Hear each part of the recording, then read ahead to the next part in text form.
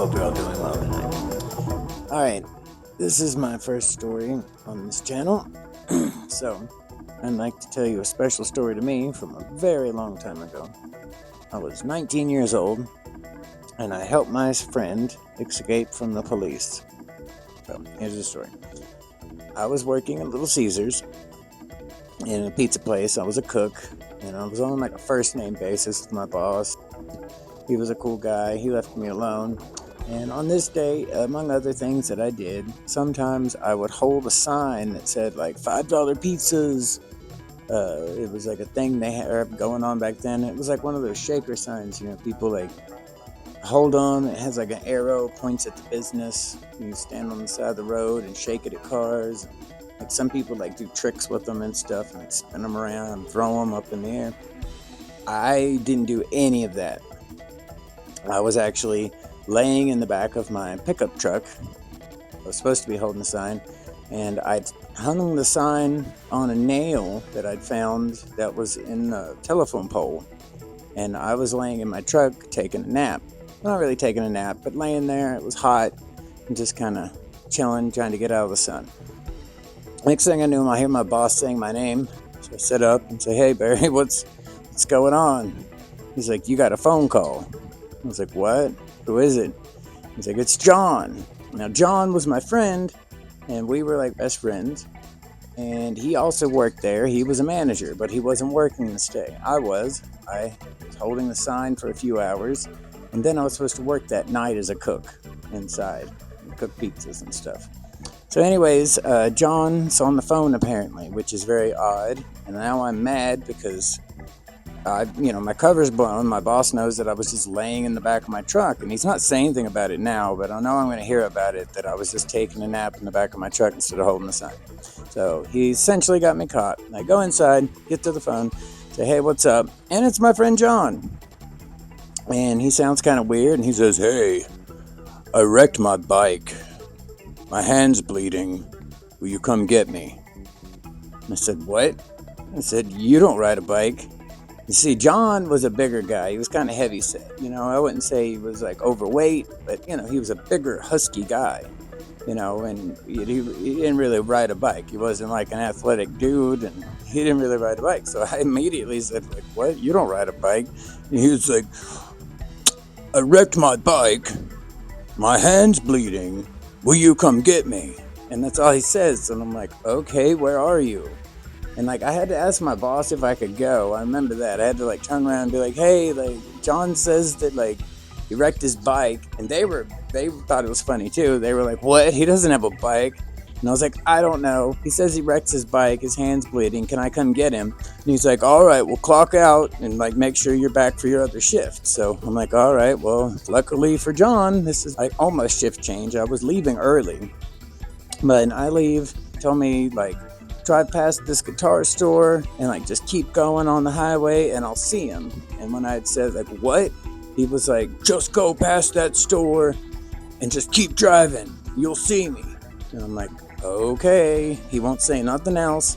He's telling me that he's calling from somebody's house. He's like, "I wrecked my bike. I came to this person's house." And so that's why he can't talk. So I'm like, "All right."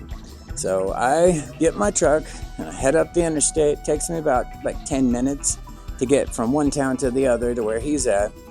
And as I'm coming up the interstate, I actually see a helicopter in the sky. And I didn't really think anything about it. I didn't think like, "Oh, what's going on?" I mean, I just remember actually seeing a helicopter in the sky. And I was like, "Huh, okay." And then as I'm getting closer, like traffic's going slower on the interstate, but I got off and I got into the town.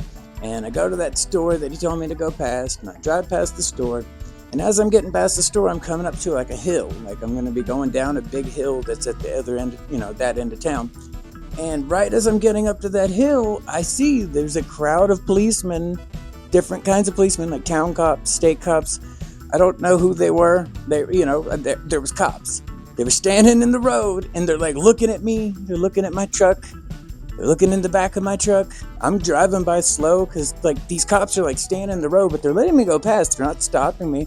I was getting my license ready. I was like, "Oh, let me get my license out." But like I didn't even reach for my wallet because they never stopped me. I was thinking like, "Oh, I'm gonna I guess they're gonna do a license check. But I go on past, I see the helicopter again go flying across the trees. Like, I was like, whoa, there's the helicopter. It seems to be flying kind of low. So I'm like, right now I'm thinking, like, what's going on? Like, what the crap? And so as I pass the cops, I'm coming down the hill. And, like, as I pass the cops, like, I guess they're all just, like, standing at the top of the hill looking the way I came. They're not watching me drive anymore. They looked through my truck as I drove past and stuff. They could see everything. The windows weren't tinted. It was just like a little 2-passenger truck, and it was a small bed little back. I didn't have a lid, so they'd seen that there was nobody with me. And so I passed the cops, and, like, they're just standing at the top of the hill, I guess. And, like, down at the bottom of the hill, like way at the bottom, I literally see my friend John jump out from behind some bushes or trees or something, and he sees me and immediately jumps back into the bushes. And I'm like, what? I'm like, oh my gosh, I think the cops are looking for him. So I get down to the bottom of the hill, and I guess the cops never looked after me again. I don't know, they never looked down the bottom of the hill. I pull down, it was a little white truck. I got pulled down, I stopped real quick, and, like, he hops in because, like, I stopped where I seen him. He hops out behind the tree and he gets in the truck real quick. And he's like, go, go, go, go, go. And I'm like, what happened? He's like, go. And I just hit the gas.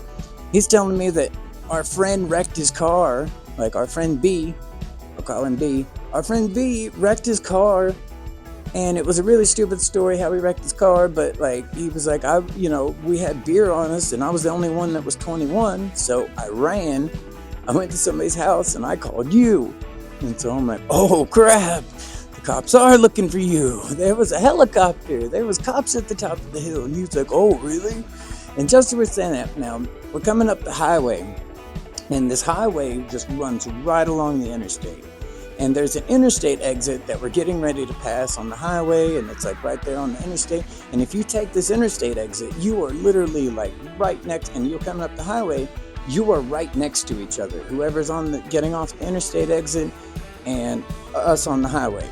So as we're getting up to this interstate exit, I see a state trooper that says K9 unit on it, gets off on that interstate exit, and he's, like, matching our speed, and, like, he's just mirroring us. Like, he's on the interstate exit, we're coming up the highway, and John looks at me and says, don't run. And I was like, what? I was like, I wasn't going to. I'm not gonna run. I didn't know you were running from the cops. And now I've got him in the car. We see the state trooper, like, matching our speed. I'm like, all right. And when the state trooper gets to the end of the interstate exit there's, like, a stop sign for him, and he can go left or right. And I'm getting ready to pass him, expecting him to, kick on his blue lights. And I'm expecting to have to pull over immediately. Because I figure that they've seen that, and, they've called it in, and here he is, he's coming to get us. But nah, he whips it right around that stop sign and goes back right the way we came, passes us up, ignores us completely. And I drive up to the end of the highway, and there's, like, a road crosses the highway, then you can go back up the way I came up the interstate. So I get on the interstate and head back up the road, and I can see the big wreck there. I can see the fire trucks and the ambulance, and I can see the policeman cars there and stuff. And John, as I'm driving him back to his house, he's telling me how B wrecked his car. And he's like, this is so dumb. B wrecked his car. Because B had just wrecked his car just a week or so before that. And he had just gotten it fixed. And he was just going out. They were going golfing. And they gotten some beer. And they were on their way to play golf. And everybody that was with them was like 19 and 20. Because that's how old we all were back then. And, John happened to be 21 already. So, yeah, he bought the beer. And they were going golfing, and I didn't go with them. I had to work. So, apparently, B was telling them, they were kind of giving him a hard time, saying, how did you wreck your car? And he's like, Eric pulled on the steering wheel, bro. And they were like, what do you mean he pulled on the steering wheel? B yanks his own steering wheel to show them how hard that Eric pulled on the steering wheel. He said he did it like this. And he yanked on his steering wheel, and he wrecked his car again. And he, smashed into the guardrail, like the back window, I think, the back, the rear windshield got smashed out. And I think that's how John cut his hand. Nobody else was hurt. He just totaled the car again. He did a bunch of body damage. He'd just gotten it fixed, and now he's wrecked it again because he was telling the story of how he wrecked it in the first place, and he wrecked again. I'm not kidding. So that's how he wrecked. And when he wrecked, I guess there was people that were stopping because they were concerned about the car wreck. And luckily they didn't hit anybody else. They were the only car involved. But these other cars were stopping, and they seen John run into the woods. So that's how the cops knew to look for him, despite the truck drivers and the other eyewitnesses that had said, hey, we saw this guy run into the woods. The other guys in the car said they didn't see anybody, and he got away scot-free. And the only weird part of that is John never ever said thank you. Never once. He never said thank you. And I guess if he even thought about saying thank you for this incident, he must have convinced himself he didn't need to, because he had orchestrated his escape himself, and I was just a tool that he used to escape. So he didn't need to say thank you. So he did it all. So it's like eventually I actually quit being friends with him for whatever reason. That's a story for another day. But that was the story of how I helped my friend John escape the police, and didn't even really mean to, but helped him escape the police one day. Hope you enjoyed it.